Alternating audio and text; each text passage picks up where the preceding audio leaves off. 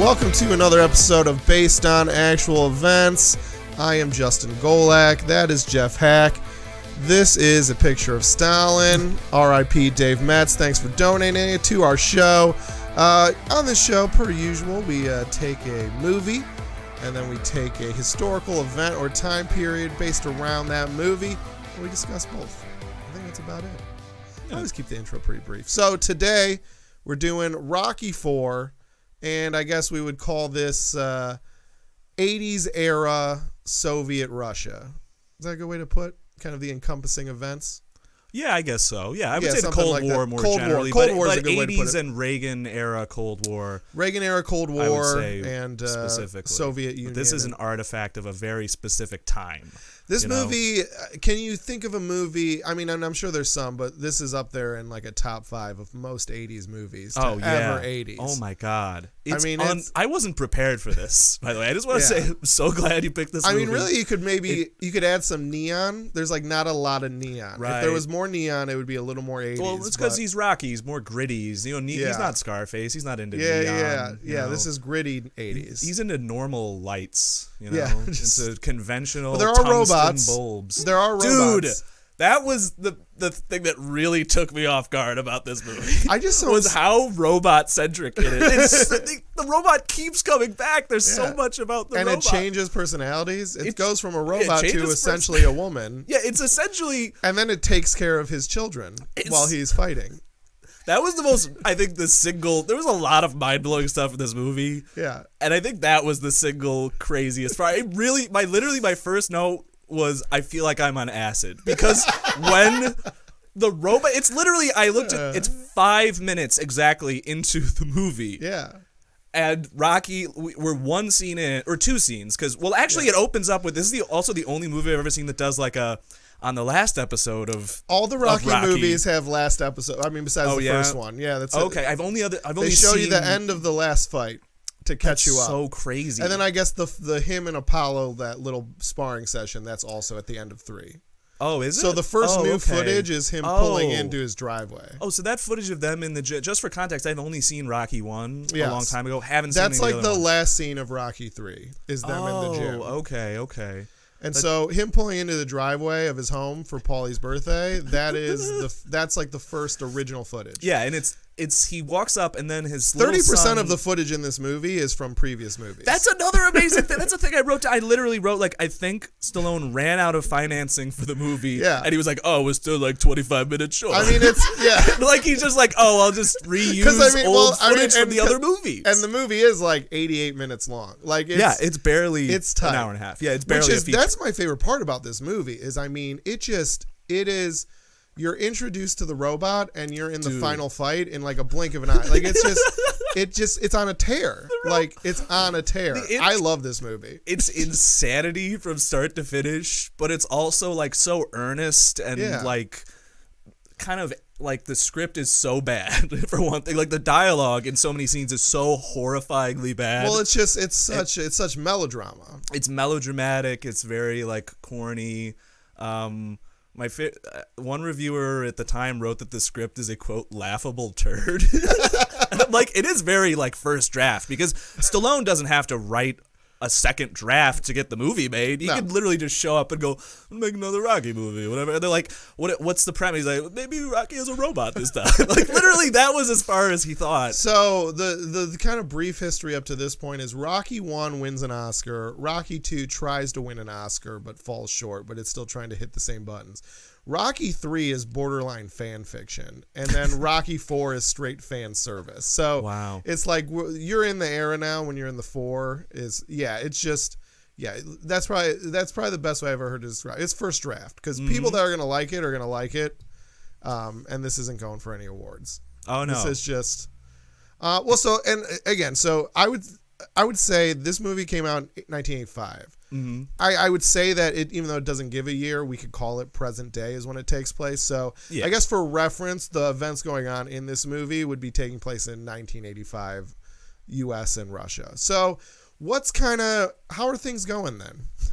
Not real great. Yeah. I mean, so Reagan's president. Reagan's president. This movie is very much reflective of that whole Reagan America, the idea of America's back and we're dumb and we're strong and we've got lots of color and like just the big like introduction concert that Apollo Creed does before the fight with Drago is if you encapsulated Reagan's idea of what America should be into like one excruciatingly long set piece. It's a James Brown song in Vegas. That blew my mind. Before a boxing match. And he's literally like coming down off of a giant like elephant? Giant bull thing. Because Drago's the Siberian bull. Okay. And then so he punches the bull and it kind of disintegrates. Think about how much... It's like we were just talking about, it's like a WrestleMania entrance, basically. Yes, it reminded me of that. Yeah. It was so unbelievable. Because it's like when Ronda Rousey came out to Joan Jett. Like, it's like a full live concert performance as an intro to an athletic event.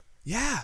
But also just like so many showgirls, and it's the pageantry of it, and kind of I think in a sense there Stallone comes close to like parodying the idea of the overly arrogant, because that's the point is to set up this hubris for him to have a downfall from. Pride goeth before the fall. Which it said, if you were at that, if that was a real event that you were at, this is what you got to see. You got to see a James Brown concert performance. You got to see showgirls in Vegas. You got to see a heavyweight boxing match, and then you got to see someone die.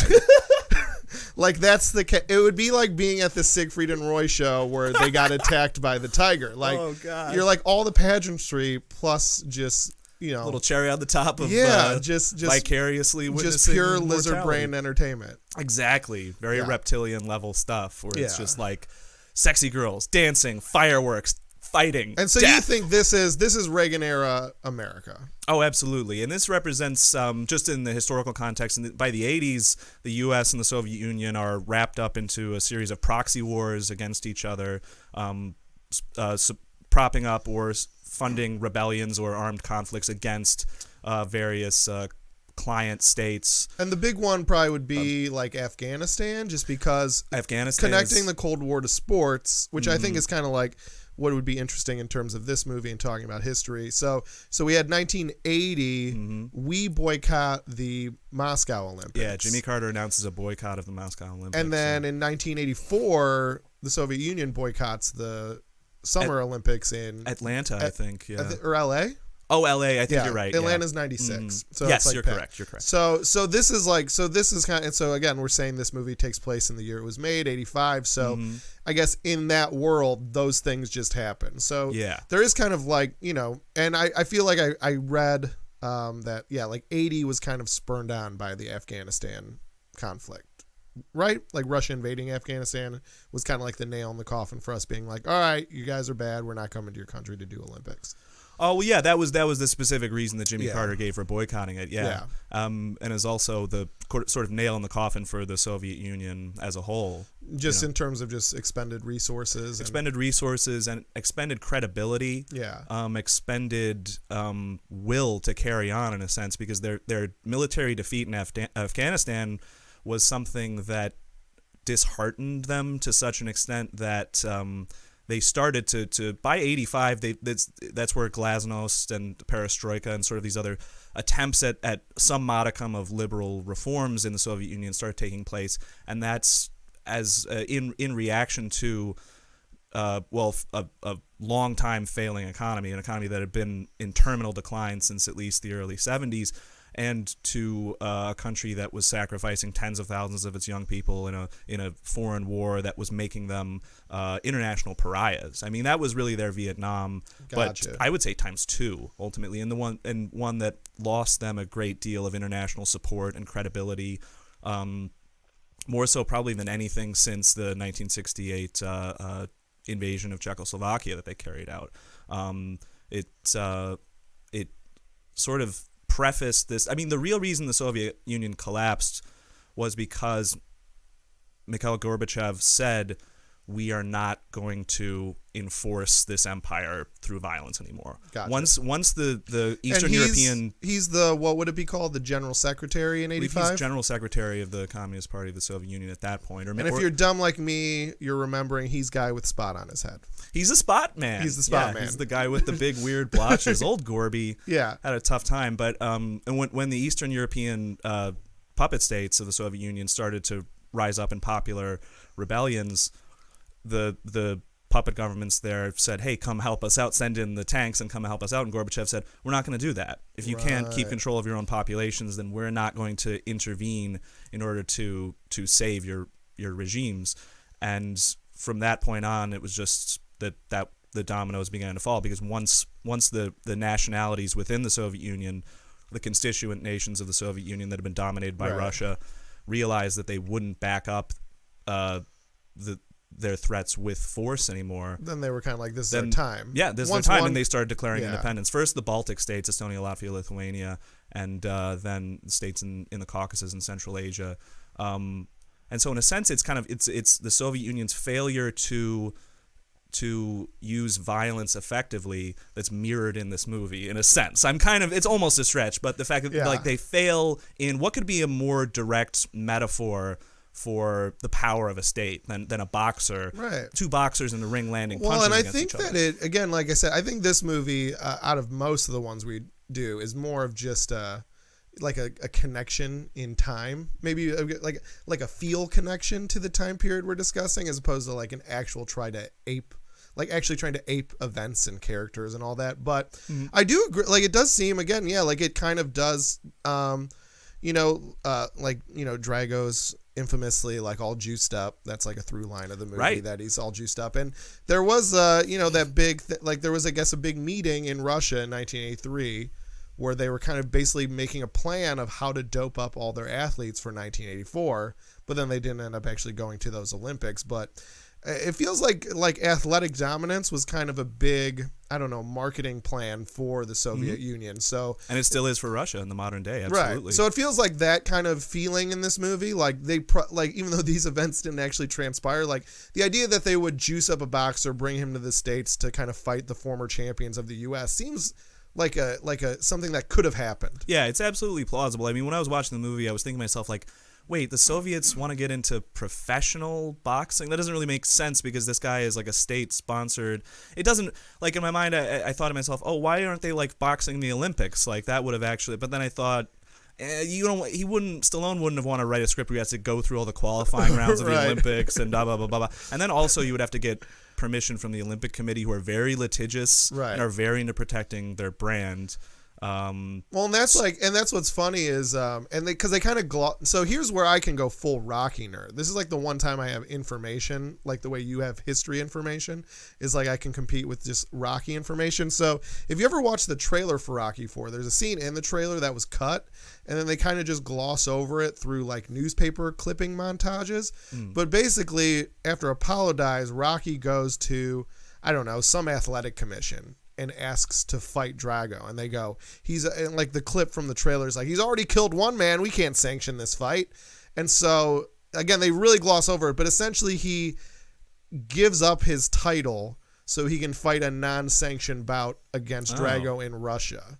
Okay. So that is kind of like, and so like it's funny that you bring up like a story, like writing a script that involved the Olympics. I'm sure they would just do something like that, where he'd be like, I want to fight for the gold medal. And then they'd be like, you can't. And he'd be like, well, I'm going to start my own Olympics. Yeah, and, something, they'd just gloss over that. They'd be like, we got to keep the story moving. We can't get into qualifying terms. Yeah, we can't get into all the administrative and bureaucratic side of it. Like, we just got two muscular dudes and we want to see them punch each other. That's kind of like the other thing. So we agree that like these athletic competitions and stuff like that's it's in the realm of possibility, something like this.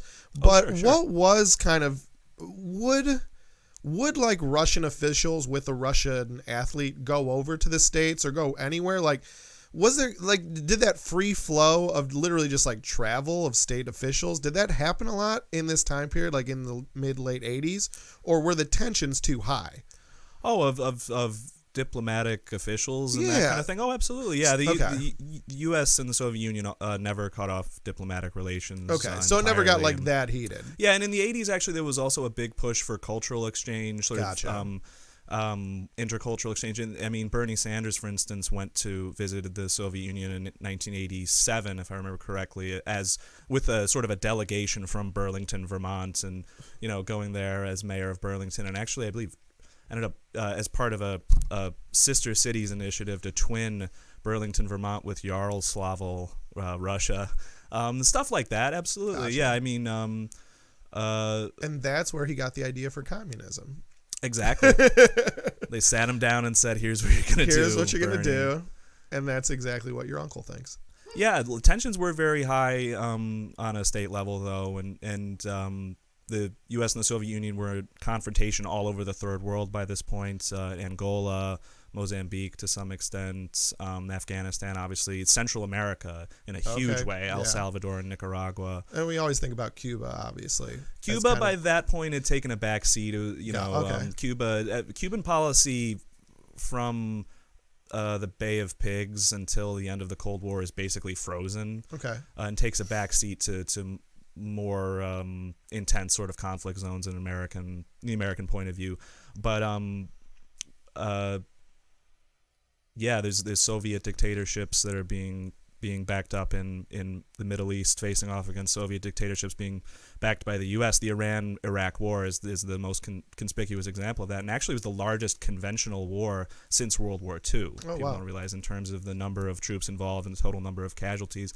Probably more than 1 million people died in the Iran-Iraq War, and the Soviet Union and the United States were actually both supporting both sides to some extent. In a weird way, that one's a little bit more muddled. Yeah. Because Iran was but the Khomeini's Iran was fairly hostile to the Soviet Union as well. But they both received support to some extent from both sides, partially because both sides wanted to see both countries ruined to some extent. So they were kind of just paying them to fight each other. That was definitely U.S. Statecraft at that point. That's all wrapped up in the Iran-Contra affair and all this stuff. But Reagan's whole thing is we're back, and we're going to push back against the Soviet Union's influence in the Third World. We're going to push back against the Brezhnev Doctrine, and we're going to reassert ourselves because we're not pussies anymore. Yeah. Carter's behind us. Vietnam was okay, whatever. Big dick energy. Big dick coming at us with the big dick energy. And so this was like the first "Make America Great Again." That was literally his slogan. Okay. Yeah, that people all never seem to remember that, but that was literally Ronald Reagan's campaign slogan. He plagiarized it directly, except, the only difference is Ronald Reagan's campaign slogan was, "Let's make America great again." Okay. And Donald Trump's is "Make America Great Again!" ! Right. The difference there is tighter. But in Reagan's that kind of has the implication of some consensus building here. Gotcha. Of let's unify the country and let us make it great again. With Trump's, it's a command. It's a command. As an exclamation point. Yeah. You do it right now. And he just lifted that directly from Reagan and was an admirer of Reagan and speaks of him very favorably. All right, so the guy Drago's going around doing all this stuff. He's either doing PR or doing press conferences. That's something that they never really explain what his background is or who he is, because at the first press conference, he wears military garb. Yeah, he wears a Red Army that officer. He was like a soldier. Yeah, but they don't really go into it, and I'm like, wait, I'm confused. Is he just a private guy, or is he he's wearing like a Russian army officer's dress uniform? I guess like what I would assume is it's something. It would be like, because I feel like I feel like I have a friend who was in the Navy, and he was in like a, some boxing thing in the Navy, like where you fought other Navy guys. It was kind of like a Navy kind of sponsored boxing club thing. Right. So my assumption would be that he's kind of in his version of that in a country where kind of everything is state sponsored. So things like that would be up. So I would assume he's just like the champion of the Soviet Army boxing. That's what I thought. Club. Yeah, but they don't they're really like, all right, we'll explicitly say yeah, it. they don't give him much of a backstory. He actually has 5 lines in the entire movie too, which I thought was an interesting choice. But the first time he speaks, they dubbed it kind of poorly, and it comes off really awkwardly. What is he? He goes, "You will lose," but it's like he looks like a ventriloquist dummy because it's just obviously not great ADR, and just the tone of it was awkward, and it's just "You will lose," and I'm like, why did that shake Carl Weathers? Like, why was he like? He's like, oh, what? Like, he is so incredibly off the charts cocky and hyper confident. And the guy goes, and he's like, oh, he literally starts shaking. And I'm like, you will lose. That's not even creative. I think it's that hubris thing that you point to. I think he assumes if I book James Brown and if I make a cool entrance and I have all these people cheering for me, this guy, I think like, his premise as a character, the whole lead up to that is like, oh, this guy's never been tested. He's strong, but he's young. I'm more experienced. So I think he thought, oh, well, this will scare. Like, I'll have the psychological edge. Right, and they keep emphasizing, like, how old he is and stuff. And I'm like, he doesn't seem that old to me. I looked up, he's 37 in this movie, which is old for a boxer, definitely. It's old for a boxer. But they call him over the hill at one point. Yeah. I'm like, is he that old? Like, I don't... He's not that old. He's old for a boxer, and then I think, like, the thought would be that Drago is, like, 28 or something. Like, he's a prime specimen of a man. Yeah, and he is intimidating to look at in this movie. Like, did you know that he's, like, a genius, Dolph Lundgren? I did not. He's from Sweden, I believe, and he came to the States to go to MIT for chemistry. Shit. Yeah, and then just someone found him at a bar and was like, "You're beautiful. You should model." And he's like, "All right, I'll model." And then he became an actor. I hate people like that. Isn't that crazy? Although he never really got work after. Like, what was his other big role after this? He stayed being an action staple for a while. What was he? Yeah. He was in that one with Bruce Lee. He was in the Expendables, but even in that, he did. What's that movie with Brandon Lee? Wait, The Crow? No, but I think it's called. The hilarious part is he plays Brandon Lee, the Asian guy, plays this kind of like, I don't know, just like, I don't know about all this karate nonsense, and Dolph Lundgren plays like this very stoic, like married to the martial arts guy that has to like school Brandon Lee on respect. In the martial arts tradition and whatnot. It's kind of hilarious in that way. So it's Green Book, the martial arts movie. Kind of, yes. It's like he also did The Punisher. Showdown in Little Tokyo. Yes, Showdown in Little Tokyo. Yeah. He did The Punisher in like '89. Not a well-reviewed Punisher. I didn't realize there was a Punisher from the 80s. Yeah, he didn't have a lot of hits, but he was a decent action. He like made his action movie checks during like the 80s and 90s. I believe it. He's massive. He's like 6'7" or something, right? He's pretty big. Really intimidating. Well, so I wanted to ask you about his like not his trainer, but the kind of like what we'd assume, I guess, be Politburo member that kind of carts him around and does all the media appearances with him. That character's name is Nikolai Koloff. Is that a real guy? Or is that not as far as I know? Or is that just a made-up Stallone Russian name? It sounds almost like Macaulay Culkin, but if Stallone tried to say it, like Macaulay Culkin. Yes. It sounds like if you just tried to say Macaulay Culkin. Maybe that was his original casting choice. Yeah. Yeah, that would be great. Yeah. That would be, like he'll just be kind of carted around by this young boy. So that's not a real person. I didn't think it was. What what would you guess maybe he's a kind of avatar for? Was there would there have been like a Politburo member that was more of the like diplomatic side of things as opposed to like, I don't know, maybe finances or leading or, is there a guy that would be more likely to go to kind of, I don't know, state events or any kind of that? Minister for Foreign Relations would be a Politburo member, but do they explicitly say that guy's a Politburo? I thought he was just kind of like his handler, and he's probably like a cultural attaché. So again, like we're not using any real people in this movie, but at one point the announcers at the end fight go, and members of the Politburo looking on, and they cut to all like sinister, a sweet, older like dudes. like a League of Shadows kind of cut. But he's sitting up there, so I guess I would assume in Soviet Russia in 1985, you couldn't sit with the Politburo members if you're not a Politburo member.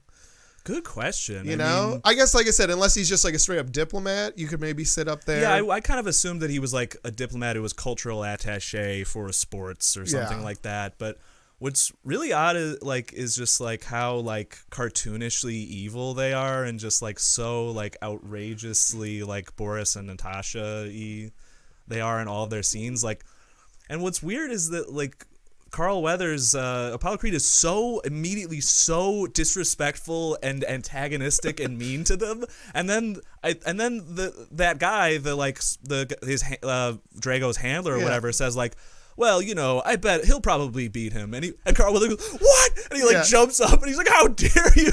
How dare you? And gets all offended. Would that have been more of a national incident?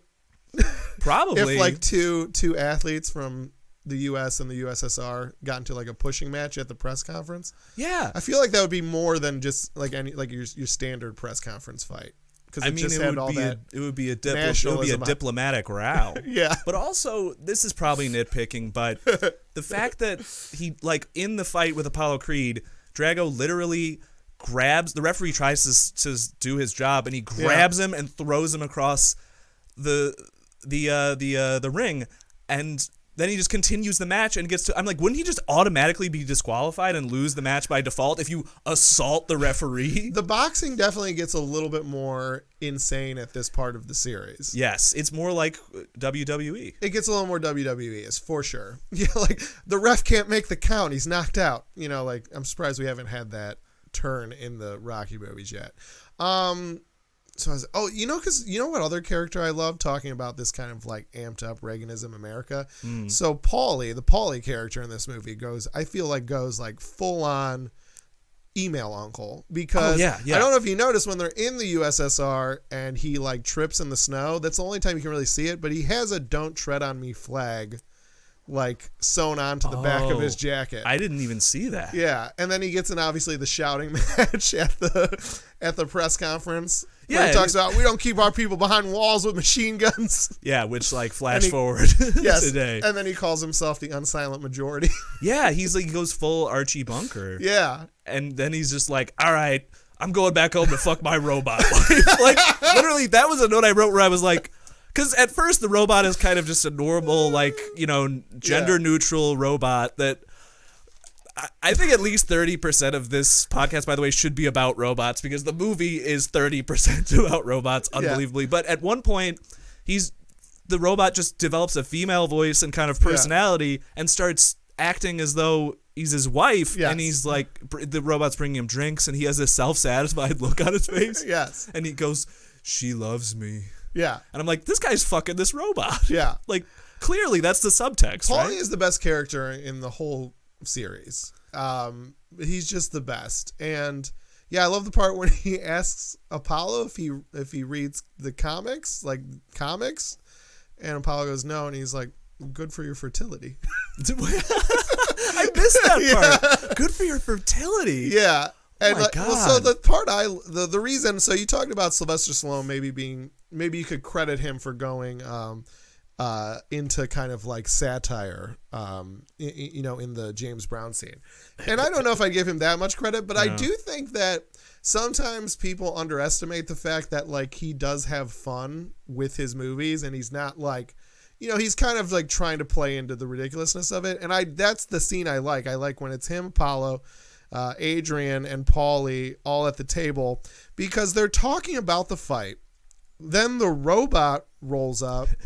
They have an exchange, like a sexually charged exchange. And then the next cut is, it cuts to Apollo, who's just looking that direction, then goes, anyways, and then starts talking about the fight again. Yes. Which I think is like a nod to the camera to be like, yeah, you should laugh at that. Like, it literally is a cut in the middle of a serious moment to robot fucking. Like, oh yeah, I think Sylvester Stallone knows, like, yeah, that's silly. Absolutely. I'm being silly. Oh yeah, he's trying to go for humor and light. It's meant to be lighthearted, the robot. Yeah. And he does that 3 or 4 times where there's like a tension, weird moment with the robot that, like, I think the robot interrupts like a very serious moment to at one of the point. And I swear to God, when Apollo Creed is dying, that whole like really heavy, emotionally charged scene, I was like, if that fucking robot shows up, just like in the background, they're trying to resuscitate him. They should have showed him at the, like dancing in the background. They should have shown the robot at the funeral, just like holding up the casket and like just wheeling forward and dropping it in the ground. Just after like Stallone's big speech about how I loved you and I'll always love you, and then just this rope. Rest in peace. I would have lost my mind. But when the robot first shows up, like, if you like, it's hard to describe like how like the movie changes into a, like, out of nowhere. It's just like he walks into his house and then there's like this blaring, like the most 80s-y possible music. Like all these beeps, and then like it's like wow, and the camera like pushes in on like a robot coming out of the darkness. And you're like, wait a minute. Like, and then there's all these insert shots of the different parts of the robot with blinking lights and numbers and gauges. Yeah. And the robot starts like talking in his robot voice. Oh, and then there's the point, because there's the point at when he's outside and the maid comes out and says, "Mr. Balboa, you have a call." And then he's like, all right, I'll go take that. And the robot goes, you can take it out here. And there's a phone on the robot. And he takes the phone off the robot and is just talking into a phone that's connected to the robot. While the robot previously was playing music. It's kind of the robot was slow dancing with his son. That was another thing that, like, for no reason at all, the robot is playing like Unchained Melody by the Righteous Brothers or something, or the Isley Brothers, and he's like slow dancing like prom with like his 8-year-old son. Yeah, and I'm like, what? Yeah, why is this happening? It's essentially like a precursor to Alexa. Like it takes your phone calls, it plays music. Like it's the 80s Alexa. It's the 80s Alexa. Like we made it smaller and kept it, stationary. But. I feel like he must have just saw Revenge of the Nerds and went like, oh yeah, that's cool. I want Rocky should have one of those. Like he's just sort of like the first scene of the movie, the first actual scene of the movie where he's at home is like I just love like this simple like proscenium way the scenes go, like because it's like, oh, he's like this is the purpose of this scene. He's a nice family guy, and his son is funny and interviews him with a camcorder, which by the way becomes like a late 80s, early 90s movie cliche, is people like interviewing someone on a video camera. Right. And he has a robot. Like, just throw it in there. And then it's just like, okay, now the scary part. Now it's like we show the Russian guy. Right. And then like I swear to God, he saw Revenge of the Nerds, which came out in 1984. Okay, yeah. And he went, because the robot is like a bigger version of their robot. Right. Well, I feel like that was just very, do you remember like Saved by the Bell? Screech built like a robot friend at one point. I never really saw it. I feel like the 80s, early 90s, there was like a big move to like have robot friends. Right. In movies and TV. Mm-hmm, so I feel like I wouldn't be surprised if whether he saw that movie or just the general idea of like, yeah, we need a robot friend too. Yeah, and which kind of clashes with his whole thing of like he's just a simple, just hardworking guy. And that whole, but this is the most montage-driven movie, by the way, I've ever seen. There are 2 minutes is a montage. With two separate songs, workout montages before the main fight. Yes. This is one of my favorite movies of all time, full stop, no joke. And I had to admit that saying that makes me, if one thing's true, the other thing's true. I love this movie, which just ipso facto means I love watching men work out for 20 minutes straight. Yeah, it is a lot of sweaty men working out. Yeah. Basically, is the movie. Which I'm fine with. And I just love the fact that Rocky, like, opts to exercise in sub-zero temperatures for no apparent reason. Like, because he's gotta get tough. But he could have done all of the things that he does indoors. But that's the point. Drago's doing it indoors. But they're gonna fight indoors. But he's doing it. He's doing it. He's getting gritty. Mm-hmm. He's getting gritty and American. Yeah, that's actually, when I was watching that, I was like, this is actually, I feel like, my dream of what I want to do with my life, to just go out to a cabin in the middle of Russia and just chop wood all day, grow my beard out, and then like have a scene where like my long lost wife just shows up in front of my weird Arctic cabin, and we just stare at each other at distance, and then that I think is the best scene in terms of dialogue in the movie, because he says something like, you're back, and she's like, she says I'm with you no matter what, and then he goes, no matter what. Like, it's like a bad like Meisner acting exercise. If you know what I'm talking about. It's like Zip Zop. Yeah, it's like Zip Zap Zop, and they just they say it so many times, no matter what. But they're so far away from each other in that shot. Like, it's a wide shot, and they're at least 30 yards apart, and they're whispering, and then it cuts to singles where they're whispering, and they can hear each other perfectly well.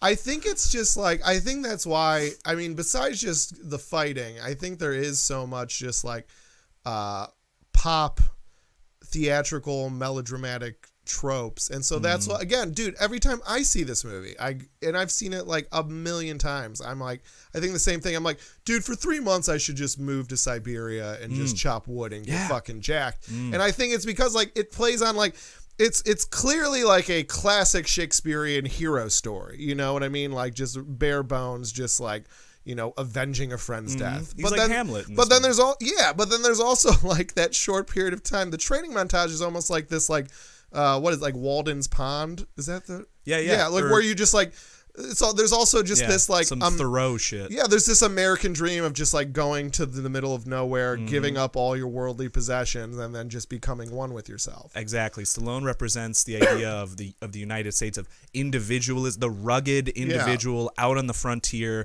by himself, just a man, hard, just taking what the elements can throw at him and coming out victorious. And even Drago represents the idea of a man that's one piece of a giant machine, of a technological society that's cold and hard and sterile, and that breaks the rules and acts maliciously. And he's basically a sociopath in this movie. Yeah, and he's all juiced up. Like they kept like kind of like implying he was on steroids, and then in the one montage, they just straight up just shoot him up with steroids. And like I kind of liked it when they were just implying that, when they were like, the reporters are like, well, how could you explain his freakish strength without use of steroids and doping? Yeah, you see his little handler just do like the shake off to the trainer, because the trainer. Well, what's funny is the trainer is about to like speak. And so he's shaking his head, kind of just like very subtle, like, don't say it. As if he was going to be like, oh yeah, well, the trainer goes to speak and he goes, he's naturally trained. Like he cuts, like almost to imply, the trainer's going to go like, oh yeah, I mean, we use some steroids. Like, of course, yeah. It's like, it implies that if you'd had to cut him off, what else would you think he was going to say? That's it's so on the nose. And I think even Drago has like a shifty eye. Like they do a shot where he's like literally doing this shifty eye. Yeah. And then the one like publicist later where it goes, no, he's like your papa, he eats his spinach. So like that's why I do think that there is kind of this interesting, like you kind of talked about it, and it could just be kind of like, muddled script writing. As much as I love this movie, I'm sure it could suffer from that, but there is kind of that, I guess, kind of thing where like you kind of put the gritty American heart against like the cold rank and file Soviet machine, but at the same time you're also dealing, like you said, with a Rocky who lives in wealth and owns a robot. You know what I mean? Like, so it's just it's weird. Like, again, and maybe that's more of just a comment on the lie of that Reagan era and now present era, just like full on not thought about patriotism of like, we are equal parts out on the frontier, gritty, and at the forefront of technological advancement. We are both at the same time. You know what I mean? And it seemed like that is kind of something that they try to implement, almost this tone of like,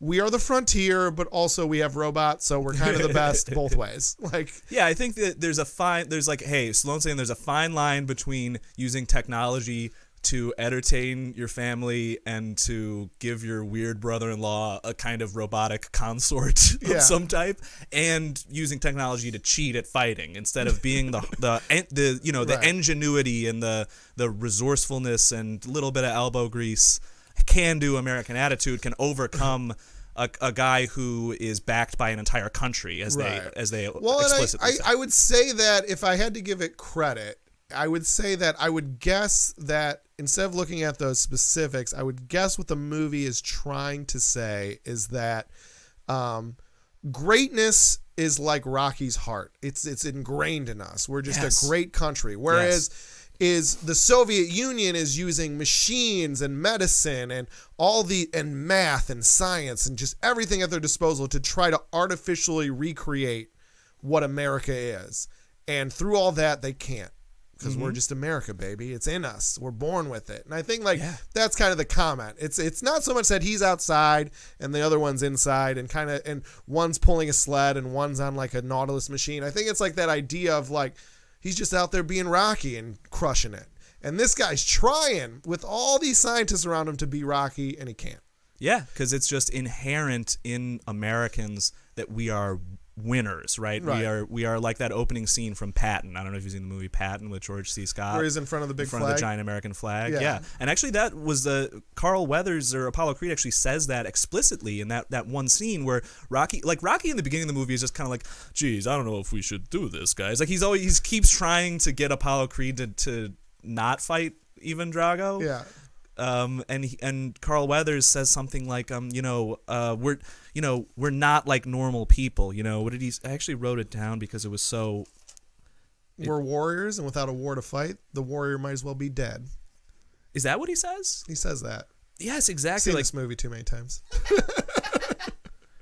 Oh yeah, he actually says, he expresses this kind of dread that it's like we're changing into normal people. He tells him this kind of thing of getting older, and he says like, but we're not normal, Rocky, and we can't help it. We can't help that we're not. We're just that is just it's American exceptionalism.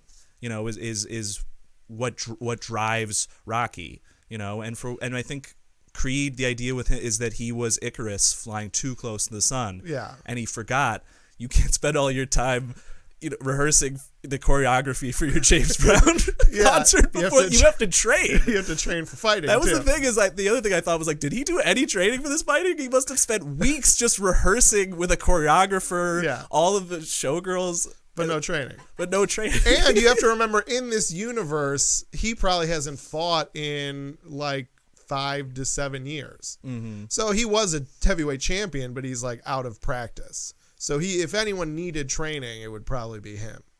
So, yeah. He's so dumb in this movie. So the fight happens. Rocky he's staying in the pocket. He's being tough. He's going toe-to-toe with this giant Russian. 15-round fight. Around round 11, the crowd turns. Mm-hmm. We started to hear some cheers for Rocky until it's just full-blown. The whole arena in Moscow is now cheering for the American Rocky against the Russian Ivan Drago. Right. Would this ever happen in 1985 Soviet Russia? It seemed implausible to me. Especially with the Politburo there. I know we're not in Stalin-era Russia anymore, but how many of those people would be killed in reality? Would be killed for that? I mean... Gulagged, anything? Are there gulags at this point? Oh, there's still gulags by this point. Yeah, they're smaller. Is gulag a derogatory term, or is that just literally Russian for prison?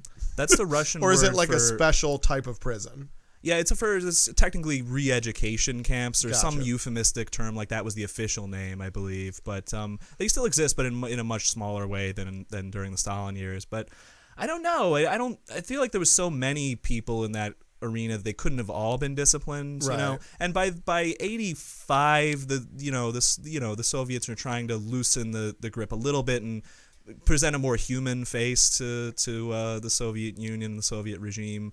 So I don't know if that had happened, to the gulag for it necessarily, but it just seems implausible that they would have done that, so, to begin with, just out of patriotism, really. Right. But it's he's trying so hard to get across the point that Rocky is just so fucking tough, and he's just such a Rudy, that he's the small guy who through more heart manages to win the crowd over. But it kind of almost reminded me of like the scene from the movie Zulu with Michael Caine from the 60s. Great.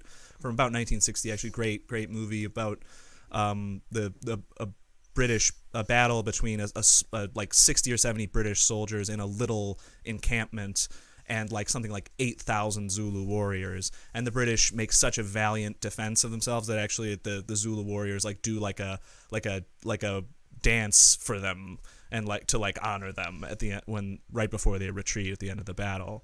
And it's just like the idea of like, okay, we fought so hard that we won the respect of the savages. It's kind of, I think the subtext there, but it just seemed implausible to me.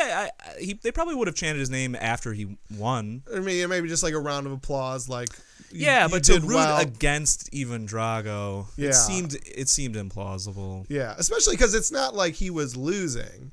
Or maybe that's, I guess that could maybe even be more of a reason why they might cheer for Rocky, because they still think, well, our guy's gonna win, but we should give it up. Just be sportsmanlike. I guess it's whether you imply the cheering is sportsmanship or whether it's a full-on now root, like, no, we want this guy to win now. I guess you could take it either way. So Rocky he wins, spoiler alert, and he makes a big speech at the end. They allow him to make a speech to the crowd in Russia. Iconic. So basically, Cliff Notes, he says, I didn't really like you guys. It didn't seem like you liked me. And then it seemed like, you started to like me, and I also started to like you guys too. And then he says it was 2 people in here killing each other, but that's better than 20 million. It feels very pro-peace. Mm-hmm. And then he says, and if I can change and you can change, everybody can change. And then the crowd erupts in applause, and everyone's very happy, and we get a still shot of the American flag. Yeah, because we've brought peace to the world. Do you think, again, because kind of like just putting this era Soviet against like Stalin era, do you think there was like a liberal, I don't know, feeling in the country at that point that maybe would have glommed on to something saccharine like that, thinking like, yeah, we kind of do want this tension over, like we don't like the U.S., but we don't want to be were they maybe as hungry to be out of the Cold War as a U.S. citizenry at that point in the 80s? Yeah, I could see that. And I think the Soviet leadership was responding to that in some sense by doing a series of missile limitation treaties with Reagan in the 80s, the SALT treaties, I believe they were called, which I forgot what that stands for, but limiting the number and payload capacity of nuclear warheads.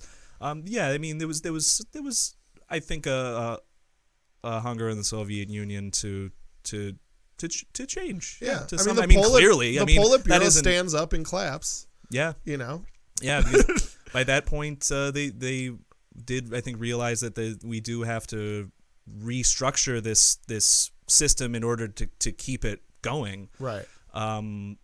But even that wasn't enough. And actually, the final death knell for the Soviet Union, of course, comes when there's a hardline attempt by the military and by some hardliners in the Politburo to kick Gorby out and sort of get back to the old days of, listen, let's really bring the hammer down and stop with all this hippie shit and get back to the Stalin type stuff where we're really sending in the tanks and laying it down and telling the people, hey, Estonia, Latvia, Lithuania, you guys are not allowed to be independent. Right. That's bullshit. And so that did not last long. Yeah, there was the failed coup attempt was defeated. What year was that? This is August 91. Okay. So by the end of 89, the Soviet Empire in Europe had collapsed, and in early 1990, most of the constituent nations of the Soviet Union declared their independence. When did the wall come down? 89? November of 89. Okay. Yeah. So that's kind of like, so this movie's kind of taking place / coming out like 4 years before. So we're kind of on the precipice of the end of the Soviet Union. Yeah. Do they feel it at that point? Does it feel like a foregone conclusion to people in 85, or does it still feel like it could go either way? I mean, I'm sure there's a million quotes you could dig up from people, predicting just that. But I think more so in the Soviet Union than in the United States. Oddly enough, the U.S. leadership, the CIA, for instance, famously was saying the Soviet Union is very strong, its integrity is intact, its economy is doing fairly well, and it's going to keep going, indefinitely. And they said they were on the verge of an economic resurgence. Actually, I think the CIA estimated. I think people on the outside of the system knew less than the people inside just how degraded it had become. Yeah. And the liberalization and the attempts at transparency and the attempts to sort of do experiments with limited democracy in starting in about the mid 80s were, I think, a response to that, to the fact that just the Soviet Union, just like any other communist state, basically makes a bargain with the people where it says, you surrender your freedom to us, you surrender civil liberties A through X, whatever it happens to be, and in return, we will provide you with material benefit. We will raise your standard of living. We will give you bread, land, bread, and peace, as Lenin said. And once a regime can't deliver on its part of the bargain, then the people start getting restless and start saying, why are we sacrificing our basic agency as people and giving you total authority over us if you're not going to at least deliver on that basic part of this arrangement. Right. Similar to North Korea to some extent. Yeah. So yeah, I could see that message of change having, resonance. Of course, hindsight is 20/20. I mean, it's very easy to say that knowing what happens in the few years after that. But by that point, the Soviets had already started to respond to that deep demographic societal changes in the country, in their empire, really. And it seems like, because at that point you're probably having, generations growing up in kind of, a Soviet Union that is kind of not fulfilling that part of the bargain. Yeah, by that point. So then they become kind of like, college age or whatever, when people start to kind of have opinions. And then, like you said, and they have their version of Vietnam to kind of rally around. So it's kind of, it's a very absolutely universal story. And by the 80s, the sort of that World War II generation of Soviet leadership is finally getting very old and decrepit. And the ones that are left are kind of, they're out of it. They're behind the times, and they're kind of not capable of adapting to survive in the same way as someone from the younger generations. And yeah, by 1985, a 25-year-old never he didn't get to see World War II. He didn't get to see the devastation that caused, which in some senses helped the Soviets justify, like, hey, I know things are kind of rough, but we got to recover from the biggest military conflict in history, which, by the way, the German-Soviet War is bigger than the rest of World War II put together. It's the single biggest military conflict in history. 50 million Soviets dead. Also, I believe you said before that they kind of like hang their hat on the defeaters of the Nazis. Yes, oh yeah, that was a huge and source of so if you're legitimacy 25 years old in 1985, you're kind of thinking, what have you done for me lately? Yeah, that's way before I was born even. Yeah. It has no relevance to my life. What has relevance to me is that, all the kind of cliched iconic images of that era, bread lines, just massive apartment blocks full of just shabby looking people who are just like, man, this is looking bleak. Like inflation was out of control. Yeah. Or were they on the ruble? Mm-hmm. Yeah. Still are.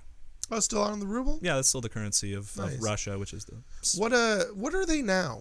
Because they vote, right? But it's kind of like one of those in Russia. Yeah, like doesn't Putin get elected? But like kind of, it's one of those like, okay. Yeah, but people still go and do the thing, right? Well, yeah, they have show elections. They have going through the motions. Actually, the last election where Putin was reelected to a recently enlarged term, he also had his party. His party so dominates the legislature; it's over 70% of the legislature of Russia, that they just rubber stamp any decision he wants, and they amended the constitution to make the president's term 6 years instead of 4 years. In order to keep him in office longer. But is there a term limit or no? So the way he's gotten around it is that the text of the Constitution actually says is no one can do more than 2 terms consecutively. So he did 2 terms from 2000 to 2008, and then he put his deputy Dmitry Medvedev in as president. Okay. And he took the position of prime minister. Did that for 1 term and then came back and then got his terms enlarged. So in theory it's a 2-term limit, but if you sit out for 1 term, you can come right back in. And he still pulled the strings when he had his sidekick Dmitry as the official president. So is it like a parliamentary system then? It's a presidential system, but there is still a prime minister. Yeah, the prime minister essentially is just essentially the sort of the speaker of the house. He presides over the legislature, but doesn't have much power, especially over foreign policy and military affairs. And what's their economic system like now? Is it still communist based, or is it more of it's crony capitalism? Gotcha. That's what I mean. What happened in Russia is is what happened in almost all of the post-Soviet states, aside from the Baltic states, is that it's like if Jeff Bezos had a title. Right? Kind of. In that, just like corporate oligarchy. Oh, yes, exactly. In that, 100% of the economy is owned by the government, so when they switch to a theoretically no longer communist or private sector system, the government gets to dole out these huge sectors of their economy to cronies, to oligarchs, to I forgot Oleg Deripaska, for instance, is a guy who was given some crazy amount, like 70% of the aluminum mining business in all of Russia by Putin, and it is one of his sort of right-hand men. And I mean, he's literally a multi-billion. He owns 70% of the aluminum in Russia, like, which I didn't even who even knew you could do that. Yeah. But yeah, the state gets to basically dole out economic benefits to its supporters, who then kind of run the state in kind of a gray area. Gotcha. Where private interests, the state, and actually organized crime intersect, and there's a huge sort of overlap between the state and Russia and the Russian mafia, especially when it comes to the intelligence apparatus. I think one of the former heads of the FSB, which is the successor to the KGB. It's just the KGB, but with a new name. Got rebrand. Said that the Russian mafia is just another branch of it's like the the fourth FSB. branch. Mm-hmm. Yeah. It's just they're just an unofficial part of the intelligence apparatus. So it's a thoroughly mafia-run state. It's a corporatist sort of crony corporatist capitalist system where, a small number of oligarchs control the vast majority of the economy, and they are held sort of in place and held in line by Putin, who stands over them with all of the powers of the state at his disposal to keep them in line. If you do something that he doesn't like, or if he just doesn't want to deal with you anymore, take away your aluminum. Take away your freedom, if not your life. You can just have the state just drum up some made-up charges against you and send you to prison. Or even... They do that old school shit, too, where they'll, like, poison you. Or they'll poison you, that happens a lot. Or just straight up shoot you. Yeah. Like that one guy, Boris Nemtsov, who was shot by what appeared to be a fairly professional assassination team, something like a block from the Kremlin. Okay. And Putin is still, like, OJ about it, like, oh, we're looking for the real killers. It's very like, but yeah, it's not a totalitarian state, but it is an authoritarian state. Yeah. And what do you do if you're just like a normal dude? What do? You got like a job at like an office? Do they do office stuff? Do they do office stuff? Yeah. I mean, you working at the aluminum factory?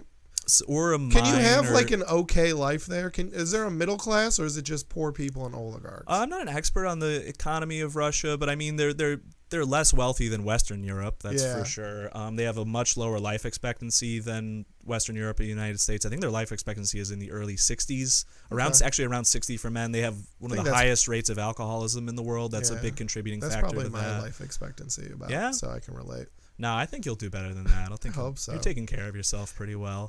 But their economy is dependent on petroleum exports. Gotcha. That's their main source of hard currency, and the vast majority of their exports is oil and natural gas based products. To a lesser extent, minerals like coal, iron ore, aluminum, bauxite. Well, actually, I guess aluminum isn't mined, but bauxite and and tin and the components of aluminum are mined. Gotcha. Actually, John McCain described them as a gas station with an army, in that their economy is so dependent on exporting natural gas, mostly to Europe, and oil, that their economy would completely collapse without that. Actually, oil prices have been a big problem for Putin lately, in that the price of oil recently started to go back up again, but for a while it was down under $45 a barrel.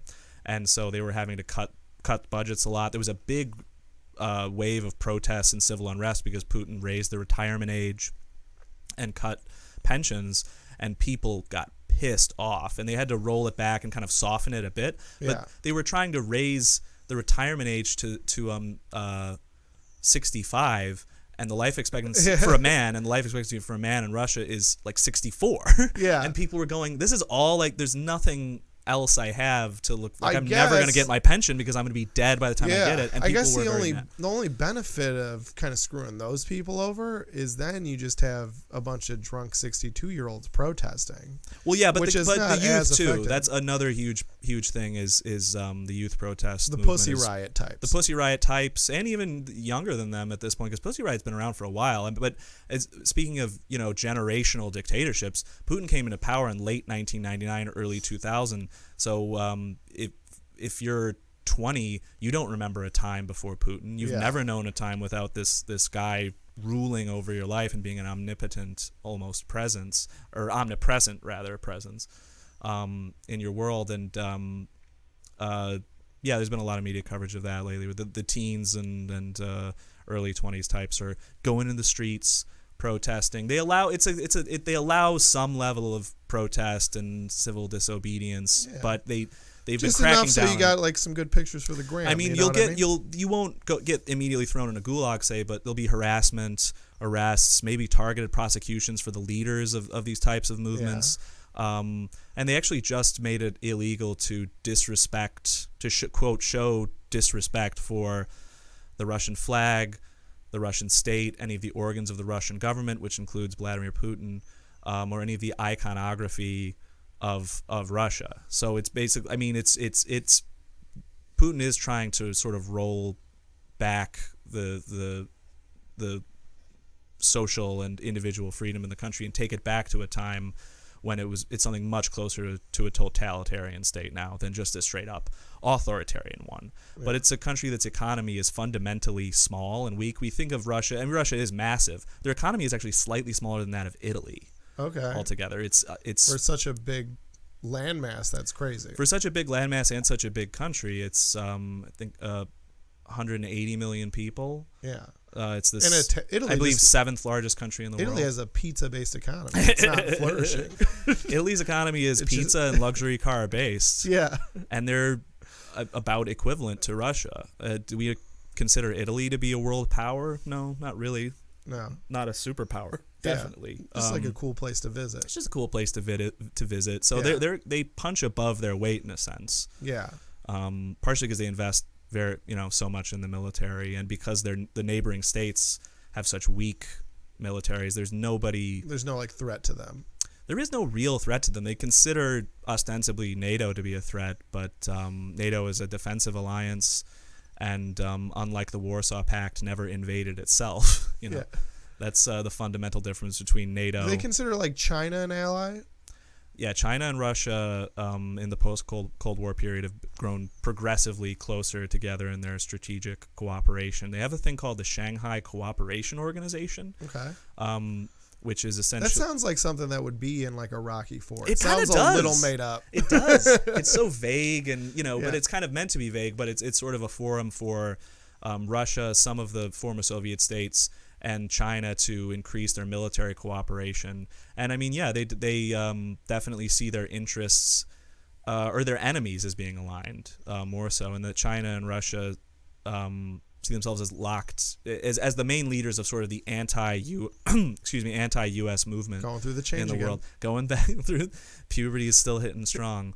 And Putin has kind of started to present himself as the center of kind of a block of illiberal nations. Anywhere in the world, almost anywhere, where there's a hardcore dictatorship digging in its heels against a popular uprising against it, whether it's Syria, Venezuela, Iran, some of the Central Asian countries that used to be part of the Soviet Union, Putin is there backing them. Sudan, people forget that the dictator of Sudan, who is also the only currently sitting head of state in the world to be under indictment, a wanted man, indicted for crimes against humanity by the International Criminal Court in The Hague, who's just still ruling his country for Darfur.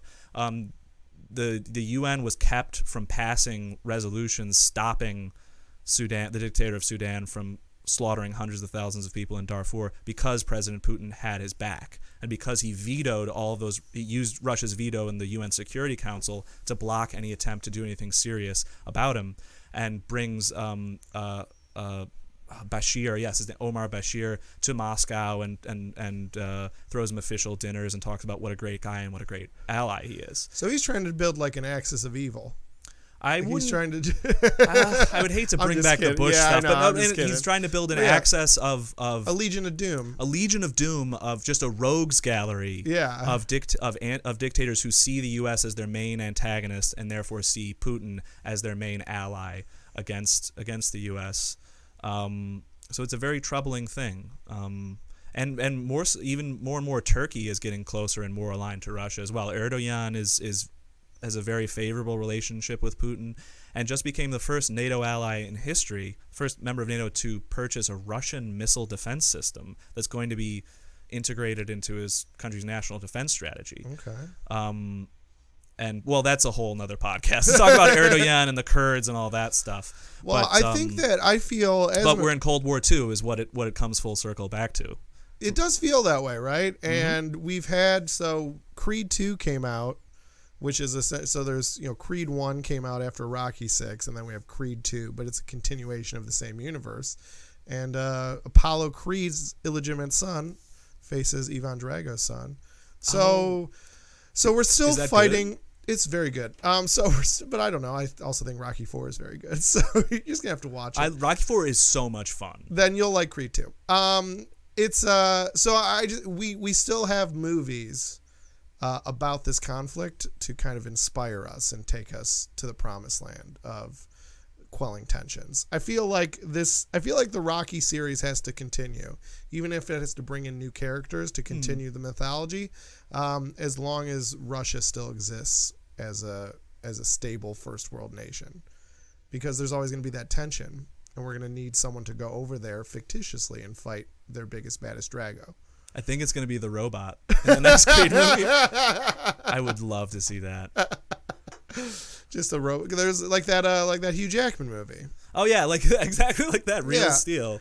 Yeah, except it's a robot versus Ivan Drago's son. Yes. I'd rather see that robot. I think it's the robot from robot. Rocky 4. That exact robot. But he's been trained to fight.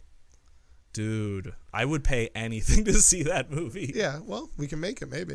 We'll start pitching it. Is there anything else you want to talk about the fall of the Soviet Union or Rocky 4 to wrap us? Oh my God. I feel like we covered kind of the history of the 80s to now. And we talked about the robots, talked about the speech, talked about the fights. I think it's a great fun movie, amazing montages, and it fits. I think it's kind of the centerpiece of like the Reagan era, like Cold War U.S. foreign policy kind of movies. Like it's like up there with Red Dawn, and to a lesser extent War Games, as just like. Well, War Games is kind of different. That one is less gung ho about the Cold War and about fighting Russia. It's a little more nuanced, a little more of a cautionary tale. Iron Eagle. Oh, Iron Eagle's so good. I've only seen clips from it. I've read the premise, but I only know about it mostly because the kid went to my high school. Oh, nice. Back in the day, and my English teacher. That's another. There's like 6 Iron Eagles or something like that. Are there really? I don't know how many. There's. Oh yeah, with like Lou Gossett. Lou Gossett carries it on. Mm-hmm. He's kind of like the through line. But he might even bail by 6. I don't even know how. I know there's at least 4. Wow. I've only seen like a couple of them. That's another thing with 80s movies is over sequelizing. Yeah. Although to you, there's no too many Rocky movies. We should just keep making them forever. We should keep making them in perpetuity. Yeah. It's my Star Wars. Okay. So if you're a Star Wars fan, do you think there's too many Star Wars? As a non-Star Wars fan, I would say I feel like you have enough, don't you? Yeah. And if as a Star Wars fan, you'd be like, shut up. And I would say the same thing about Rocky movies. You could say you have 8. And I'd be like, I could use 10 to 12. Are there really 8? Let's bring J.J. Abrams on to the Rocky franchise. I think Jar Jar Binks needs to be the next next guy that Rocky fights. Tommy Gunn of Rocky 5 is the Jar Jar Binks of the Rocky series. Okay. I could see that. Yeah. So, it's like a really niche joke for... You'd have to be... I guess I get it, and I get it but only because I've read the plot summary for Rocky 5 because Gotcha. I over prepared for it. I've never seen a Star Wars movie. What? I'm one of those people. None of them? Now I feel like it's too late to start. You haven't seen any of them? I've seen 0 of them. Wow. No, it's never too late to start. And I'm not doing it in any sort of protest to be cool or anything. Right.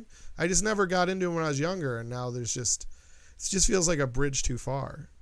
Yeah, you probably won't like it. I think you do have to kind of see it as a kid. What I think I'll do is at some point I'll like watch the original 3. Oh yeah, I think I'll plow through those at some point. Yeah, I would. Don't bother with the prequels. What about the new ones though? I heard the new ones are kind of good. I feel like I feel like James is giving some positive nodding. I don't mind them. The last one I think was half good, half bad, but no. Strong opinions. That is another podcast, buddy. Yeah, we gotta cut this before it goes on. Is there any historical event we can tie a Star Wars movie to? World War II.